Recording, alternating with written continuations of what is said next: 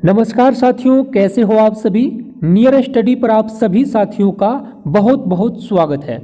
साथियों, अगर आप बिहार डीएलएड प्रवेश परीक्षा यानी इंट्रांस एग्जाम 2025 के लिए तैयारी कर रहे हैं तो ये वीडियो को पूरा देखिएगा, क्योंकि इस वीडियो में हम आप सभी को बिहार डीएलएड प्रवेश परीक्षा के पिछले 2-3 वर्षों में जो पूछे गए महत्वपूर्ण 15 प्रश्न है वो इस वीडियो में हम आप सभी को बताने जा रहे हैं। और वो प्रश्न तीनों बार परीक्षा में पूछे गए हैं।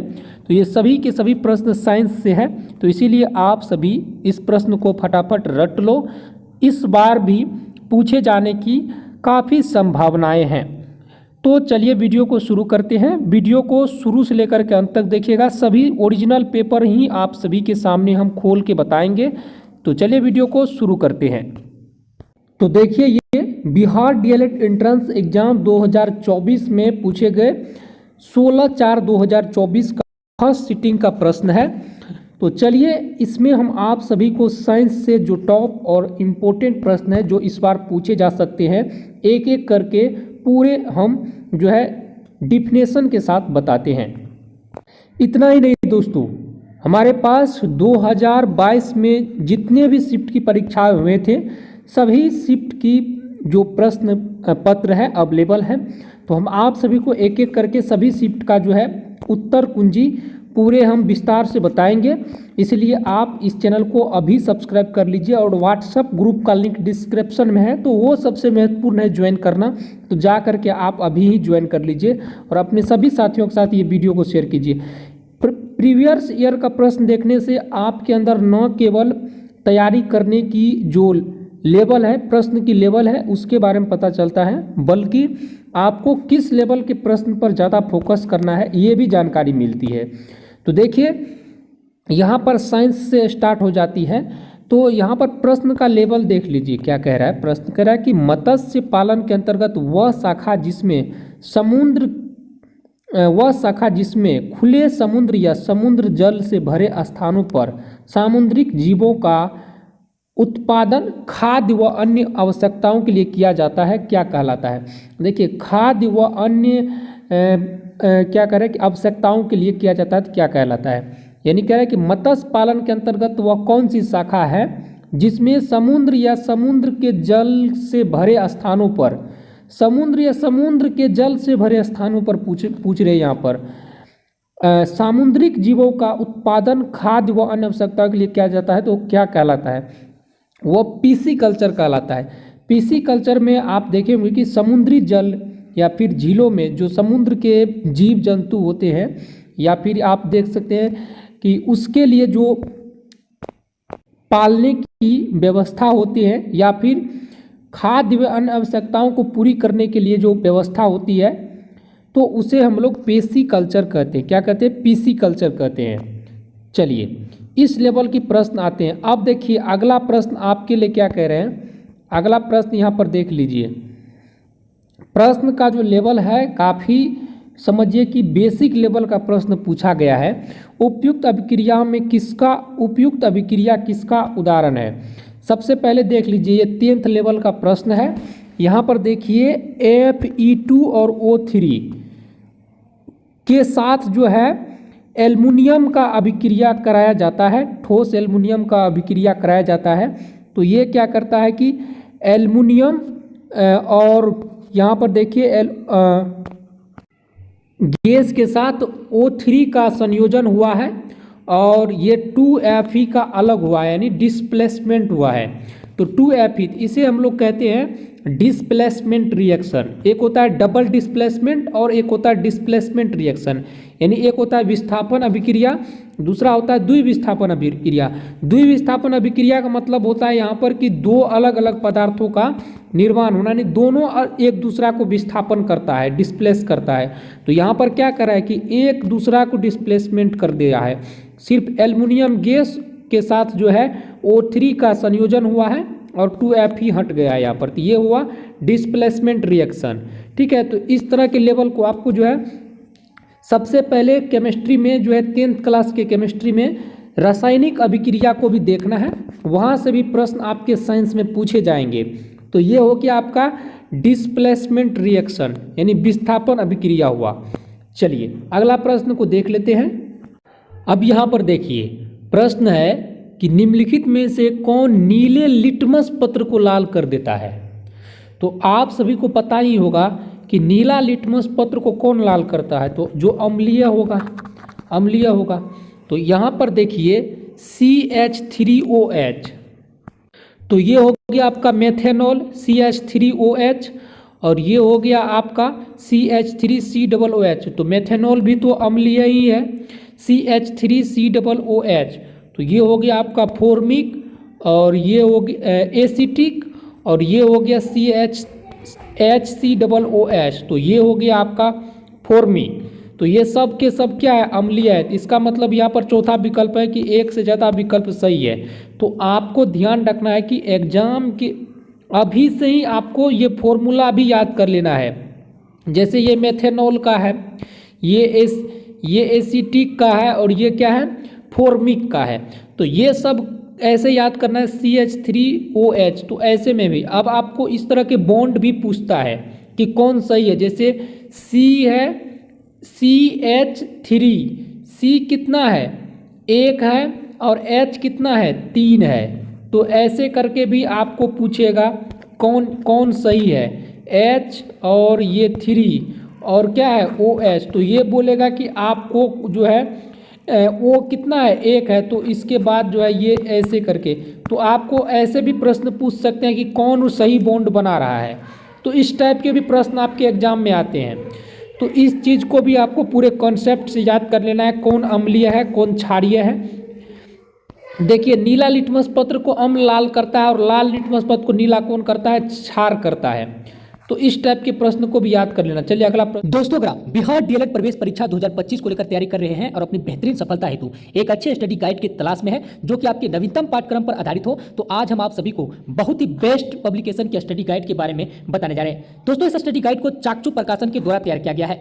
इसमें नए पाठ्यक्रम के अनुसार 3000 से अधिक बहुविकल्पीय प्रश्न का व्याख्यात्मक सहित हल दिए गए हैं। इसके साथ ही 2022 से 2024 तक पूछे गए सभी प्रश्नों का 6 शॉर्ट पेपर अलग से दिए गए हैं। इतना ही नहीं, आपकी परीक्षा में इस बार कौन कौन से प्रश्न पूछे जाएंगे और कहां से पूछे जाएंगे, पूरा सिलेबस का विश्लेषण भी इसमें विस्तार से बताए गए हैं। इसके साथ ही बिहार डीएलएड प्रवेश परीक्षा 2025 के लिए चक्षु पब्लिकेशन ने 2200 प्रश्नों का प्रैक्टिस सेट भी लॉन्च किया है, जिसे आप चक्षुबुक.com या फ्लिपकार्ट, अमेजॉन, स्नैपडील, जियो मार्ट या मीशो से आप आसानी से ऑनलाइन घर बैठे मंगा सकते हैं। तो देर किस बात की, जाइए इस कॉम्बो पैक को ऑनलाइन कीजिए और अपनी तैयारी को बेहतरीन बनाइए।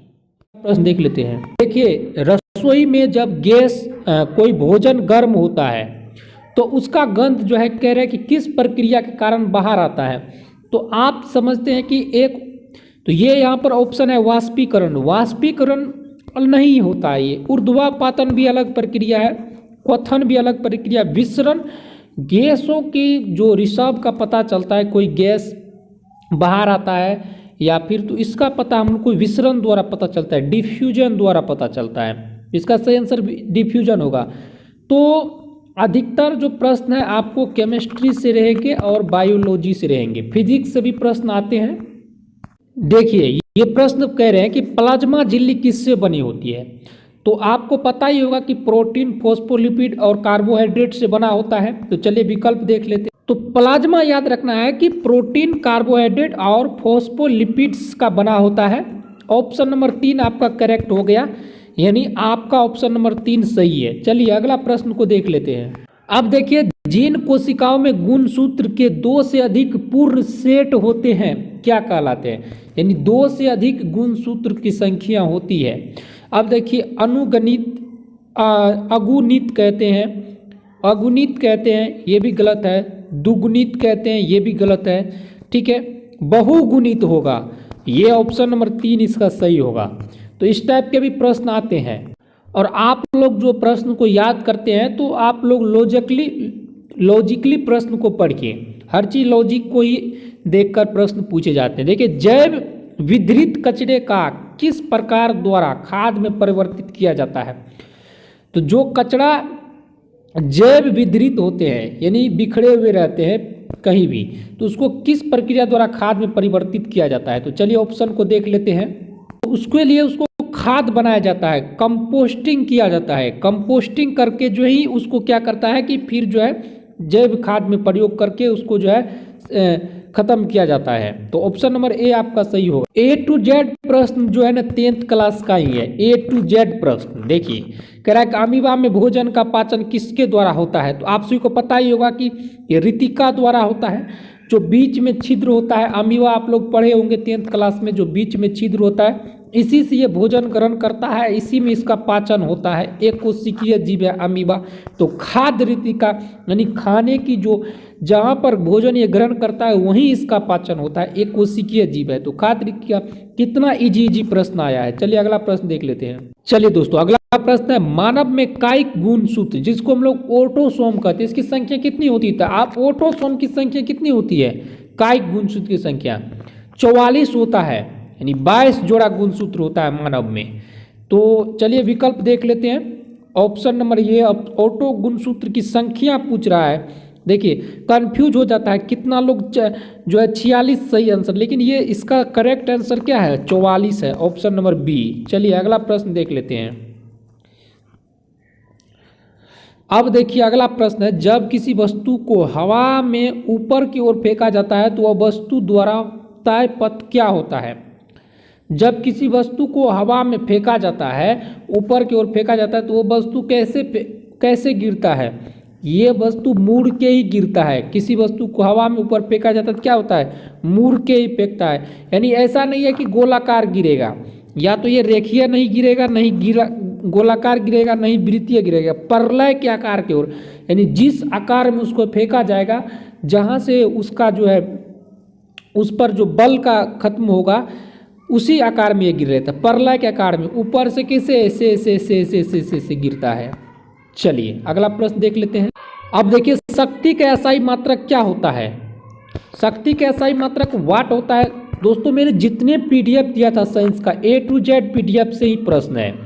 अगर आपको भी 4 सब्जेक्ट वाला मेरा पीडीएफ चाहिए तो आप डिस्क्रिप्शन में जा करके व्हाट्सएप ग्रुप ज्वाइन करके हमें मैसेज कीजिए। हम आपको बहुत ही कम 99 रुपया में 4 सब्जेक्ट का पीडीएफ और ए टू जेड आपके परीक्षा में लड़ने वाले प्रश्न मिलेगा। तो जा करके मैसेज कीजिए और प्राप्त करिए। शक्ति का एसआई मात्रक वाट होता है। चलिए ये उष्मा का एसआई मात्रक जूल होता है, बल का न्यूटन। चलिए अगर कह रहा है कि जब कोई वस्तु पानी में डूबी होती है, सबसे पहले तो कोई वस्तु है पानी में डूबा हुआ है, उस पर कार्य करने वाले प्राथमिक बल कितने होते हैं? उस पर कार्य करने वाले पहला तो पानी उसके ऊपर कार्य कर रहा है। दूसरा अगर उस कार्य करने वाले प्राथमिक बल कितने होते हैं? 2 होते हैं, ये तो साफ है। एक पानी है, एक वस्तु है, तो ऑप्शन नंबर 2 ये 3 इसका सही हो जाएगा। चलिए इनमें कौन अवश्रय तरंगों को सुन सकते हैं? अवश्रय तरंग, इंफ्रासाउंड जिसको हम लोग कहते हैं। अल्ट्रासाउंड अलग होते हैं, अल्ट्रासाउंड जैसे चमगादड़ सुन सकते हैं।